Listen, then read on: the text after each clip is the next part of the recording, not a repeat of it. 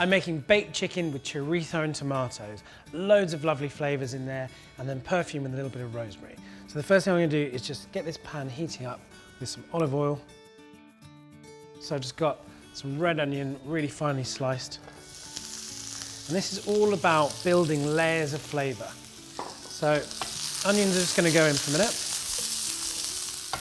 And while they're starting to cook, I'm just going to show you the chorizo. So run a knife down the length and then peel off this outer casing.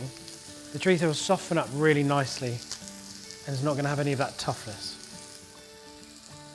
Just working to the same sort of thickness. Slice the chorizo on an angle.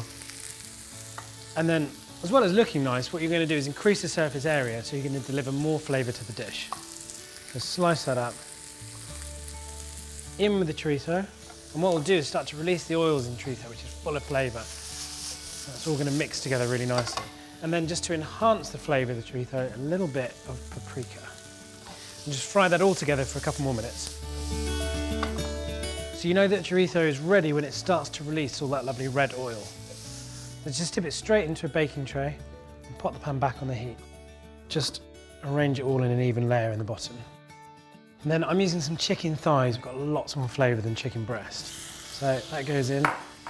And you're just looking to get a bit of colour on the chicken.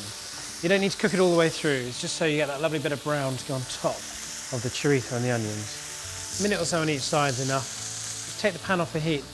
Now you're going to take some rosemary, arrange it all over the top of the chorizo and the onions, and then the chicken's going to sit on top of that. So you're going to get that really delicious flavour from the chorizo, the paprika and the onions, all being perfumed by that fresh rosemary. So get in, give it a bit of a mix. All of those flavours are really going to mingle in the oven. And then a little bit of pepper over the top, and that goes in the oven at 200 degrees for 20 minutes. So after about 20 minutes, you're going to have this wonderful aroma permeating the kitchen.